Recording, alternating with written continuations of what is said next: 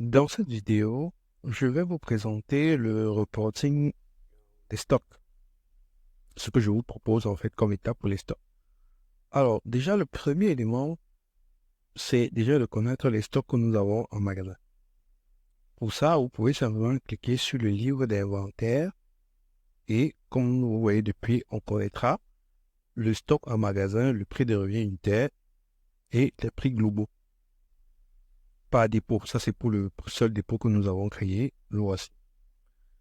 Vous connaissez rapidement ce que vous avez théoriquement en magasin. Ensuite, vous avez la possibilité à partir du menu État, mouvement de stock, voilà, de pouvoir retracer les différents mouvements qui ont conduit au stock théorique de fin. Comment ça se passe là? Vous avez des mouvements de stock en entrée et en sortie. Entrée, sortie, entrée. Bon, les entrées sont en plus, ça veut dire non pas. Les entrées sont en plus positifs. Et les sorties, c'est en moins négatif. Donc, à partir de là, vous avez suivi le stock. Et vous pouvez connaître donc comment est-ce que vous avez fait pour aboutir au stock final que vous avez en magasin. Stock final théorique, je le dis bien. Alors, qu'est-ce que nous pouvons encore faire pour vos stocks? Ce serait intéressant, c'est vrai que ce serait intéressant de connaître par exemple aussi les chiffres d'affaires que vous avez réalisés par article. Chiffre d'affaires par article. Pour ça, je viens aux états libres.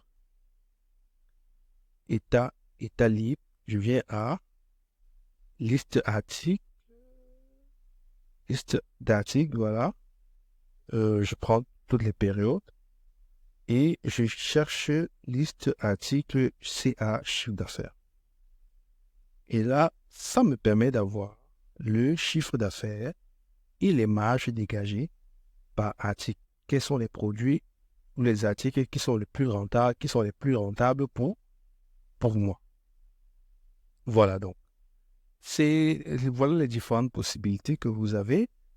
Vraiment, à partir du menu état, vous pouvez vraiment, vous avez plusieurs possibilités de voir ce qui vous intéresse, quantité vendue, marge, voilà. Donc, il y a plein de choses. Voilà, différentes options que vous avez concernant les articles.